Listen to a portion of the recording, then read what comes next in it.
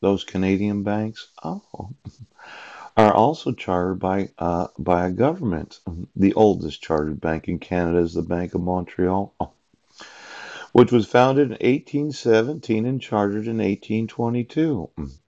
Law has regulated banking in more detail in Canada than in most countries. Yes. Now, the Bank of Canada was established by an act of 1934, and Canada's central bank. It regulates the total volume of money and credit. Now, there's a new idea. It's known as credit. Now, for all of the banking partners throughout the world that thought, my gosh, yes, we're really in for it today.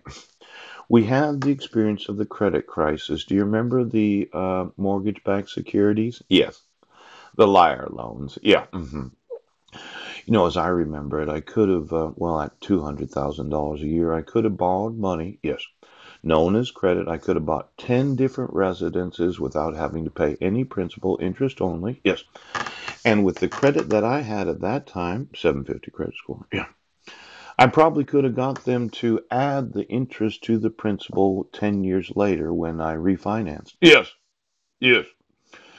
Now, we don't have the same situation of the mortgage-backed securities at this moment. Now, now it could be, yes, that if you looked at the credit financing available to nations, yes, this idea of issuing debt from a government, yeah, buying the notes of the federal bank of the individual nations, yes, going to China and buying their yuan, yes, so that you could export your goods and import the goods from that nation. See, it completely changes the structure of global finance because they open the door for the world to participate in the. Well, there's a lot of Chinese, I realize that. But I don't think it hurt their manufacturing at all.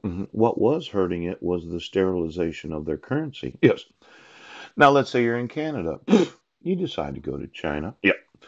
You happen to know that you're going to want to import X amount of products from China because of the most favored trading partner status, everything. And you say, well, let me buy my yuan today, yes, and pay for my goods tomorrow.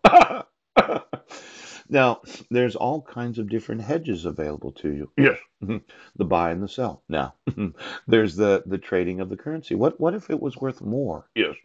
3 months from now, and you were to sell the yuan, yes, you bought the Canadian dollar. No. And you paid for it in Canadian dollars because of the yuan depreciating value, depreciated value. See, when traders really start to think about all the different ways to trade with foreign nations, it is so good that you stop the manipulation.